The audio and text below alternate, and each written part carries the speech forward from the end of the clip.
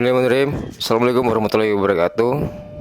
Beberapa waktu lalu, eh, beberapa wilayah di Pulau Sumatera seperti Provinsi Aceh, Sumatera Utara, Riau, dan Sumatera Barat dilanda oleh bencana banjir dan longsor. Nah, pada video kali ini saya Angga Febriano akan lebih spesifik di Kota Padang menjelaskan apa yang sebenarnya telah terjadi di hulu sungai Kota Padang. Di sini saya akan memberikan fakta yang sebenarnya. Nah, tujuan dari video ini adalah murni edukasi dan penyedertahuan kepada masyarakat dari saya agar kita semua lebih memahami bagaimana alam itu bekerja. Karena ini berdampak ke kawasan layak huni di Kota Padang akan jauh semakin berkurang jika ini terus dibiarkan. Sebelah barat rawan tsunami, sebelah timur rawan banjir bandang. Baik, kita langsung membuka kawasan hutan di sini. Nah, ini adalah kawasan hutan dari kehutanan. Yang mana di sebelah kiri ini adalah APL. Nah, APL itu adalah wilayah di luar kawasan hutan negara yang digunakan untuk kegiatan pembangunan non-kehutanan seperti pertanian, pemukiman, dan infrastruktur. Di kawasan APL ini kita dapat membuat sertifikat BPN. Nah, secara umum. Kemudian yang hijau ini itu adalah kawasan hutan lindung. Hutan lindung negara yang ditetapkan oleh negara. Negara menetapkan sebagai hutan lindung itu tentu bukan tanpa alasan. Hutan lindung adalah kawasan hutan yang dilindungi untuk menjaga ekosistem dan sistem penyangga kehidupan dengan fungsi utama mengatur tata air, mencegah banjir, mengendalikan erosi, dan memelihara kesuburan tanah. Jadi tujuannya memang untuk menjaga dari banjir, longsor, dan tata air. Kemudian yang ungu di dalam itu adalah kawasan konservasi. Nah, untuk yang di Kota Padang ini, kawasan konservasinya merupakan kawasan Suaka Marga Satwa. Tentu ada alasannya juga pemerintah menetapkan ini menjadi kawasan Suaka Marga Satwa. Statusnya lebih tinggi daripada hutan lindung. Baik, kita langsung buka di sini. Dari yang paling utara. Nah, ini adalah kawasan hutan lindung di Ayedingen. Untuk di sini Ayedingen, di sini Sungai Bange.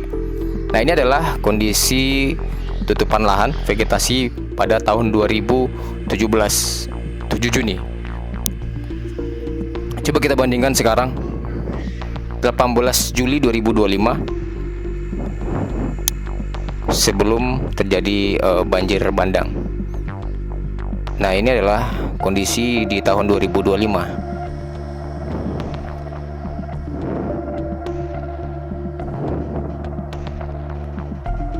Ada terjadi. Nah, di sini juga terjadi pembukaan lahan. Ada cukup banyak sebenarnya.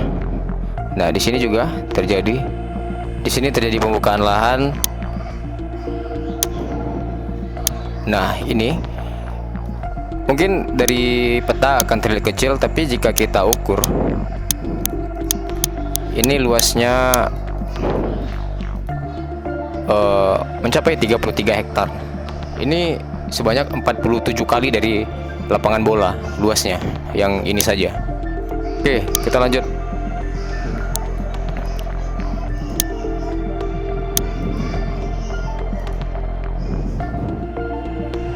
Kita lanjut ke air dingin, masih di air dingin. Ini kondisi tahun 2017, kita lanjut ke 2025. Nah, untuk kawasan Suaka Marga Satwa sendiri tidak signifikan perubahannya, masih cukup terjaga. Meskipun ada beberapa spot yang sudah terjadi keterlanjuran penyerobotan. Kalau seperti ini, rekan-rekan, ini biasanya peradangan dari masyarakat. Masyarakat melakukan peladangan di dalam kawasan hutan. Ini bukan perusahaan besar. Kemudian itu Suaka Marga Satwa, ini untuk di hutan lindung. Nah, ini di hutan lindung ya. Di 2017 kondisinya masih seperti ini. Sudah terbuka, namun belum ada pemukiman. Nah, di 2025 sudah ada pemukiman, beberapa pemukiman di sini, dan di sini.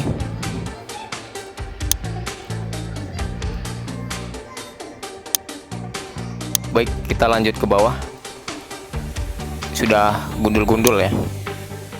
Nah, di sini tadinya tidak ada, tapi sudah merambat ke dalam. Nah, ini luasnya yang baru, yang lama saja sudah gundul, ditambah yang baru ini ada 12 hektar. 12 hektar itu hampir 18 kali lapangan bola. Ini luas ya teman-teman. Jadi ini adalah kawasan hutan kalau kita hitung yang di sini saja.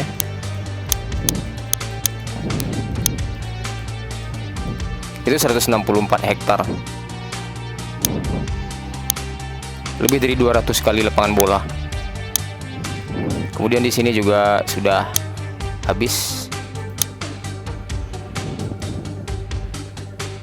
Batang Saka. Ini kondisi di 2017 dan mari kita lihat perlahan. Ini 2025 habis.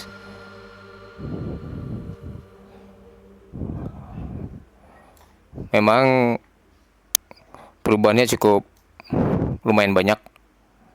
Nah, ini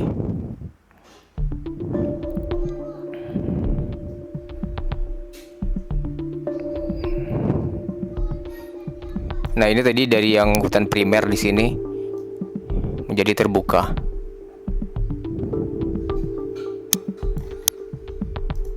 Oke, kita lanjut ke bawah. Ini sudah mulai merambat ke Suaka Marga Satwa, hutan lindung, apalagi. Kemudian kita lanjut ke bawah. Nah, ini juga sudah parah. Sini sudah parah di sini. Bukit Belimbit di arah Batang Saka, di atas Lubuk Minturun juga. Masih sekitar Lubuk Minturun. Jadi kerusakan di Lubuk Minturun ini memang sudah cukup parah. Sekedar informasi teman-teman, nanti di akhir video kami akan menyertakan link download untuk peta-peta ini untuk dapat dimanfaatkan. Peta tahun 2017, kemudian peta tahun 2025 sebelum terjadi banjir, untuk dapat dimanfaatkan. Nanti bisa dibuka di aplikasi Avenza Map jika dibutuhkan untuk keperluan survei. Nah, kemudian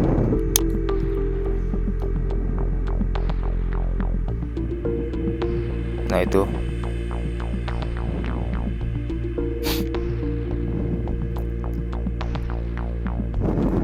di sini dan di sini. Kalau di sini ini APL teman-teman, itu tidak masalah. Ini luasnya 7 hektar atau 10 lapangan bola.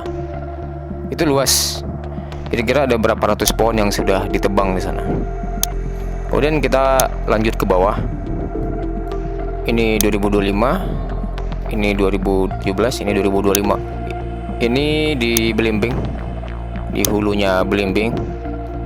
Sini ada areal terbuka. Setengah di dalam kawasan hutan, setengahnya lagi berada di APL. Nah, ini yang lebih cukup parah nih teman-teman. Berada di kawasan hutan lindung. Ini berada di atas kampus Unan. Nah, ini luasnya jika kita hitung cepat saja seperti ini.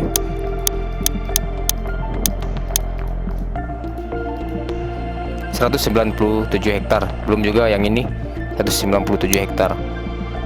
Nah, oke, kita lanjut. Kita review dulu. Nah, ini juga masih di sekitar Unan, belakang Unan. Ini ada areal terbuka cukup besar. Ini sebenarnya memang udah terbuka semua ya. 10 hektar, 11 hektar. Cuma ini yang baru-baru. Nah, ini 2017. dan ini 2025. Ini sudah parah.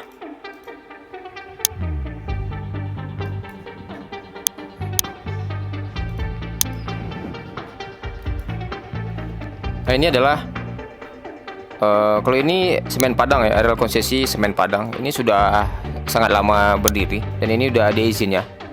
Ini jelas tidak melanggar aturan dan juga legal. Areal PT Semen Padang. Oke, kita lanjut lagi. Sebenarnya nanti untuk mendetailkan mana-mana yang berubah nanti rekan-rekan bisa download sendiri petanya nanti. Nah, jadi yang cukup parah tadi ada beberapa titik. Sebenarnya di kawasan hutan lindung ini ada beberapa izin HKM. Ya, ini izin HKM. Saya tengok di sini. Saya tengok dari situs resmi kehutanan. Nah, di sini ada hutan kemasyarakatan yang dikelola oleh kelompok tani hutan yang merupakan adalah hutan negara yang pemanfaatannya difokuskan untuk memberdayakan masyarakat, terutama yang tinggal di sekitar kawasan hutan dan di dalam hutan. Program ini merupakan bagian dari perhutanan sosial yang bertujuan meningkatkan kesejahteraan masyarakat melalui pemanfaatan hutan secara adil dan berkelanjutan tanpa merusak fungsi hutan itu sendiri. Jadi di HKM itu tidak boleh melakukan pengerusakan. Ini namanya KTH Balai Gadang. KTH Balai Gadang berada di Aidingin. Nah, di situ ada KTH. KTH itu jelas, penanggung jawabnya jelas, ada ketua, ada SK. Untuk lebih detailnya teman-teman bisa cek di Google atau di peraturan perundang-undangan. Nah, kemudian di sini tidak ada KTH, tapi hancur hutannya terbabat. Berarti itu peladangan dari masyarakat itu sendiri. Ini masyarakat.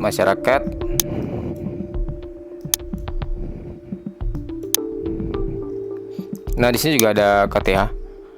Ini berada di hulu dari batang air sungai di Unan. KTH Padang Janya. SK tahun 2017. Kerusakannya nggak terlalu signifikan sih. Ini 2025 kondisinya. Nah, ini 2017. Ada penambahan kerusakan di sini. Kemudian ini juga ada rusak-rusak, ini ladang masyarakat. Nah, ini ada KTH Puncak Labuang. SK tahun 2022. Seluas 194 hektar. Nah, ini KTH Puncak Labuang ini cukup banyak perubahan di dalam kawasannya. Nah, ini tahun 2017 dan ini tahun 2025 yang berada di hulu di belakang Unan. Sungai yang dilalui banjir bandang kemarin ini juga nih. Di atasnya masih bersih. Kawasan yang ini nih masuk ke hutan lindung. SM-nya, SM barisannya, Soka Marga Satwanya masih cukup terjaga di belakang situ. Nah, kemudian di depannya, berhadapan itu ada KTH Puncak Talau. Itu luasnya 193 hektar. Itu terbit tahun 2024 izinnya.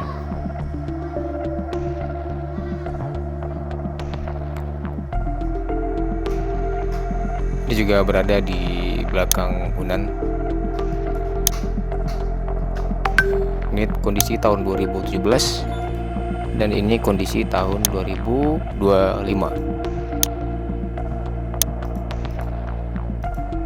Nah, ini Oktober 2025. Lanjut lagi di Lubuk Kilangan. Ini udah jalan menuju ke Indarung. Nah, ini tadinya Padang Gasi, Padang Gasi. Di sebelah kiri dari jalan lintas udah habis. Itu masuk hutan lindung dan SM barisan. Soka Marga Satwa juga kebablasan sedikit. Nah, ini untuk di kawasan Bungus juga sudah mulai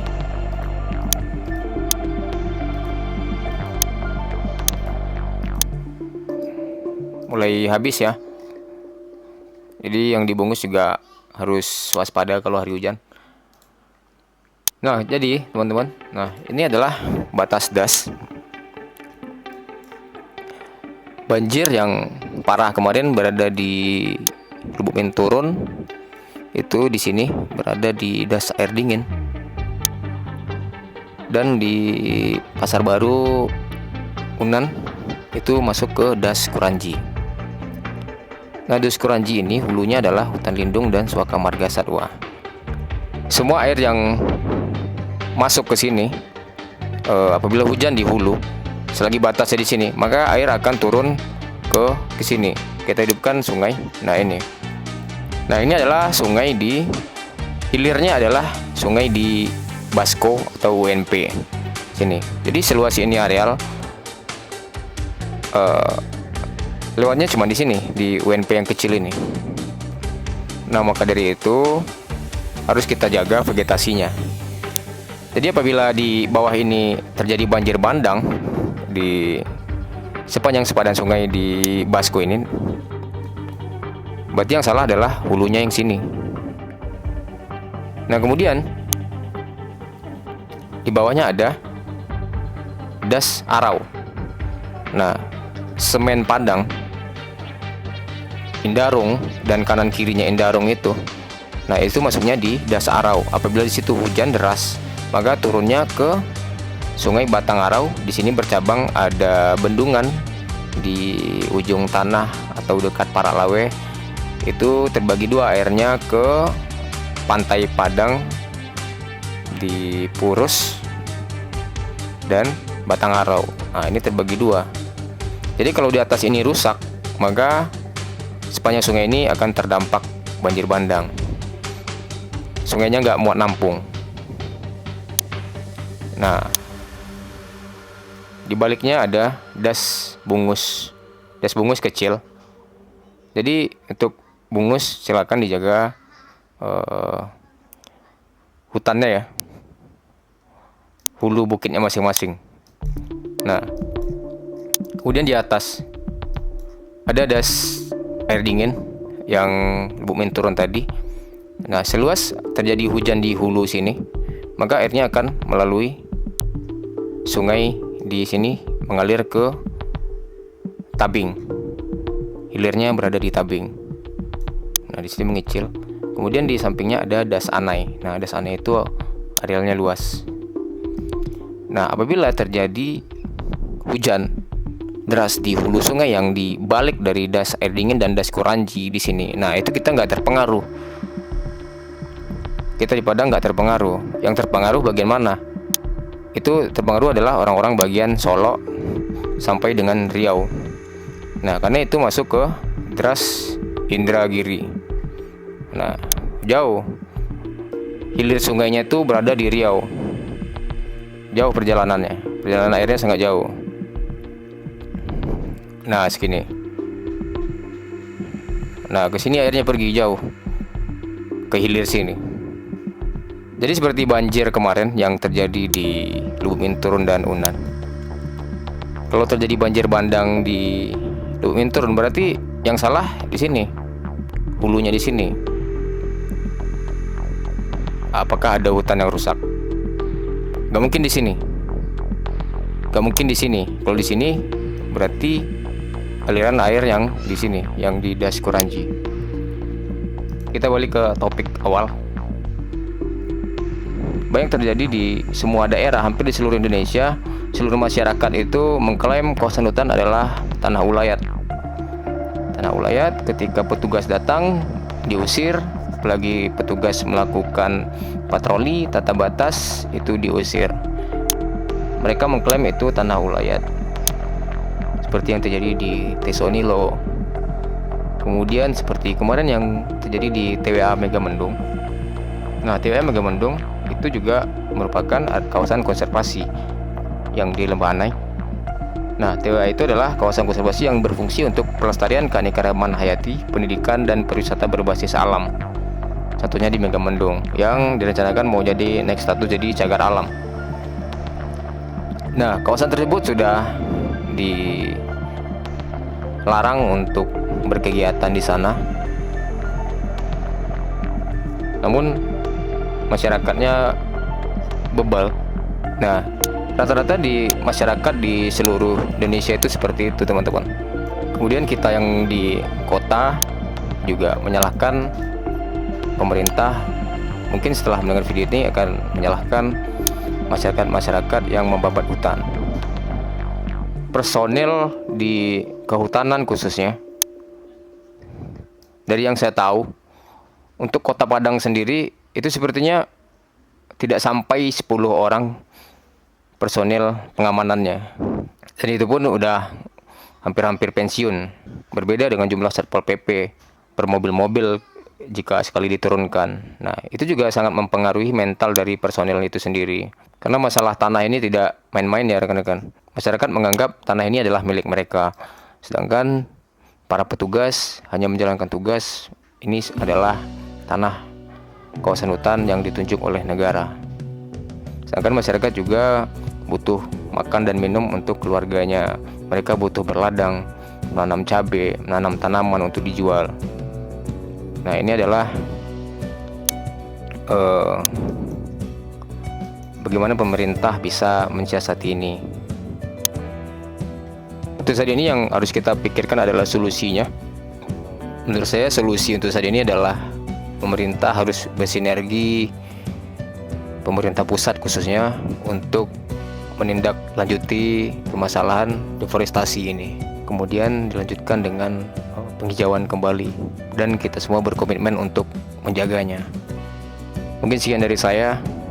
Mohon maaf apabila ada kesalahan dalam penyampaian. Mari kita sama-sama mencari solusi untuk memperbaiki Kota Padang menjadi lebih baik lagi.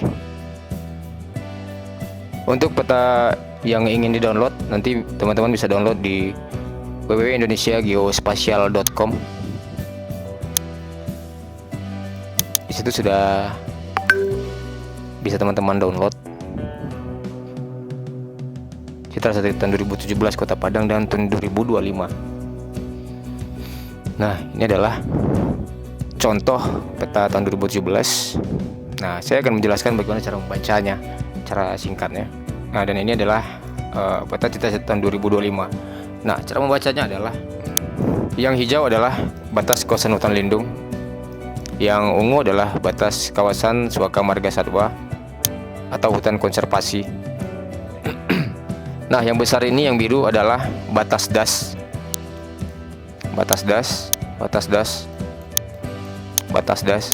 Kemudian di sini ada grid.